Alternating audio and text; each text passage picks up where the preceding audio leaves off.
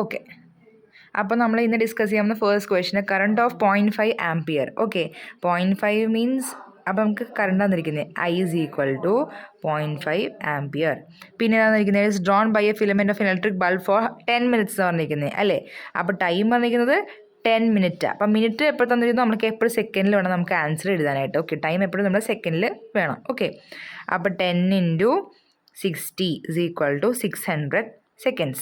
Okay, find out the amount of electric charge. നമുക്ക് എന്താണ് എടുക്കേണ്ടത്? Q ആണ് എടുക്കേണ്ടത് അല്ലേ. ചാർജ് Q ആണ്. ഓക്കെ, അപ്പോൾ നമ്മളുടെ ഇക്വേഷൻ ഉണ്ട്, നമ്മൾ ഫസ്റ്റ് പഠിച്ച ഇക്വേഷൻ എന്താണ്? I is equal to Q/T. ഇതാണ് എൻ്റെ ഇക്വേഷൻ അല്ലേ. I is equal to Q/T. I എന്താണ്? I എന്ന് പറഞ്ഞു കഴിഞ്ഞാൽ കറണ്ട്. ഇവിടെ കറണ്ട് എത്രയാണ് നമുക്ക് കിട്ടിയ 0.5 ഈക്വൽ ടു Q ആണ് കണ്ടുപിടിക്കേണ്ടത്. അപ്പോൾ Q ആണ് നിർത്തുക ബൈ ടൈം എത്രയാണ്? 600. ഇനി Q സോൾവ് ചെയ്യുക. അപ്പോൾ എന്താ 600 അപ്പുറത്തേക്ക് കൊടുക്കുമ്പോൾ എന്തായി? 0.5 × 600 is equal to Q.